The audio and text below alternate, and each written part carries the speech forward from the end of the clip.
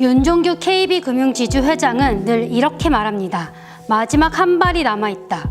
양궁으로 비교하면 상대방은 화살 10발을 다 쐈고 우리는 아직 한 발을 남겨두고 있다, 이 얘기입니다. 즉 상황을 뒤집을 만한 카드가 남아있다는 겁니다. 지금으로선 그게 바로 생명보험사 인수입니다. KB금융그룹 안에 은행, 증권, 보험사 등 여러 계열사가 있는데 유독 아픈 손가락이 바로 KB생명보험입니다.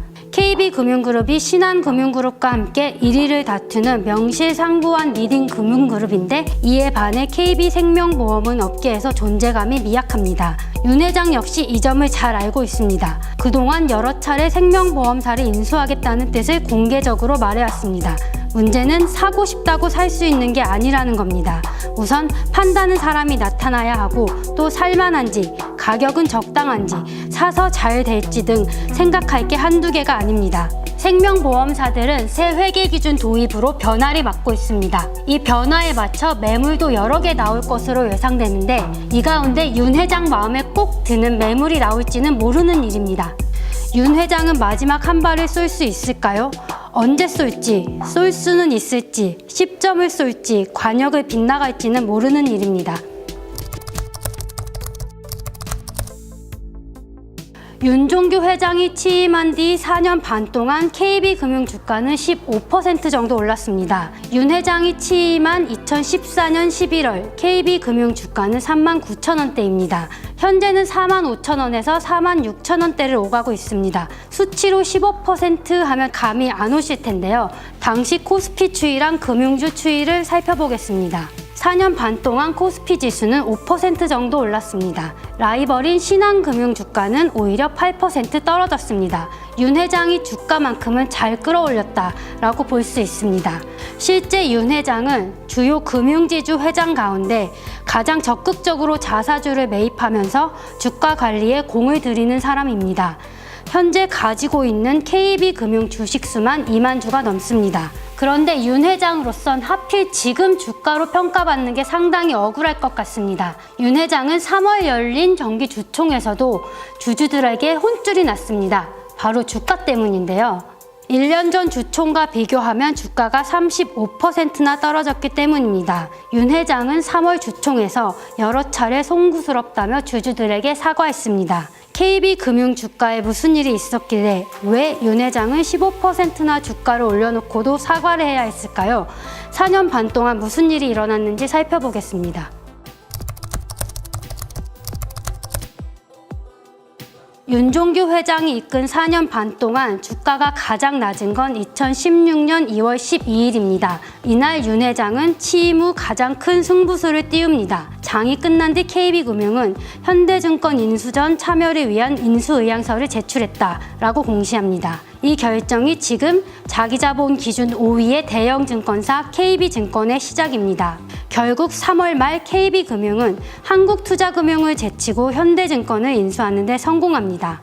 특히 윤 회장과 KB금융그룹 입장에서는 그동안 트라우마처럼 남아있던 KB금융그룹의 인수합병 잔혹사를 끊어냈다는 점에서 더욱 의미가 있는 것 같습니다. 그 전까지는 KB금융이 인수합병에 나서기만 하면 생각지도 못했던 일이 불거져 결국 인수전에서 중도하차하는 일이 많았습니다. 윤 회장은 당시 책임은 모두 내가 진다 라고 말하면서 적극적으로 인수에 힘써달라고 말하기도 했습니다. 인수전 참가를 시작으로 KB금융 주가는 2년 동안 가파르게 오릅니다. 2년 동안 주가가 2만 원대에서 무려 6만 원대까지 오릅니다. 말 그대로 파죽지세인 거죠.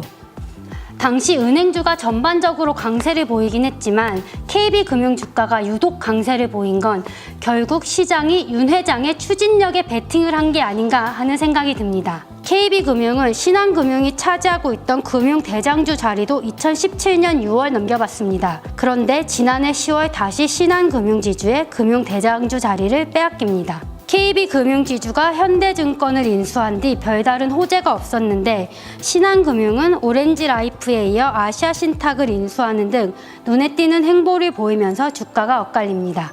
윤 회장이 현대증권 인수 이후 별다른 일 없이 조용히 보냈다면 조용병 신한금융지주 회장은 윤 회장의 표현대로라면 아껴뒀던 한 발을 쏜 겁니다. 규모나 시너지 등을 볼 때 오렌지라이프 정도면 10점을 쌌다고 볼 수 있을 것 같습니다. 윤 회장이 인수합병에 목을 맬 수밖에 없는 이유도 바로 여기에서 찾을 수 있습니다. KB금융뿐만 아니라 주요 금융지주 모두 인수합병을 통해 컸고 앞으로도 인수합병 외에는 클 수 있는 방법을 찾기가 쉽지 않기 때문입니다.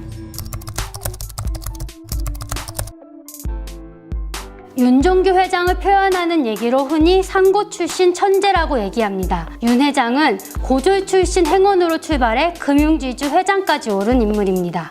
특히 김정태 전 국민은행장이 삼고초려 끝에 윤 회장을 영입했는데 당시 김정태 행장이 상고 출신 천재를 영입했다고 회사 홍보물에 실을 정도로 기뻐한 것으로 전해집니다. 윤 회장은 공인회계사 시험에도 합격했고 행정고시에서도 필기시험을 차석으로 붙습니다. 그런데 과거 시위에 참여했던 경력이 문제가 돼서 임용이 취소됩니다. 윤 회장은 지금의 KB금융지주를 완성한 사람이기도 합니다. KB금융지주 역사가 10년 반 정도 됐는데 이 가운데 4년 반을 넘게 회장을 지내고 있으니 거의 절반 가까이를 이끈 셈입니다.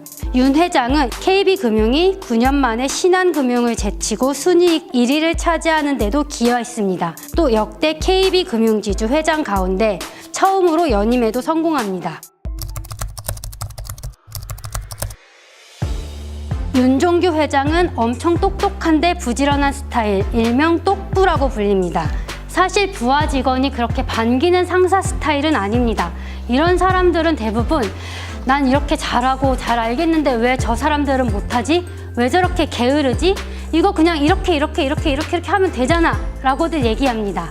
윤 회장 역시 마찬가지입니다. 윤 회장에 대해서 일부 직원들 사이에서는 숨이 턱끝까지 차는 목표를 밀어붙인다는 불만도 많이 나옵니다. KB금융 사람들은 회장이 다 알고 일을 시키니 더 무섭다 라고 얘기한다고도 전해집니다. 실제 KB금융이 순이익 1위를 차지하는 등 승승장구하는 동안 노사 관계가 어느 정도 악화된 것도 사실입니다.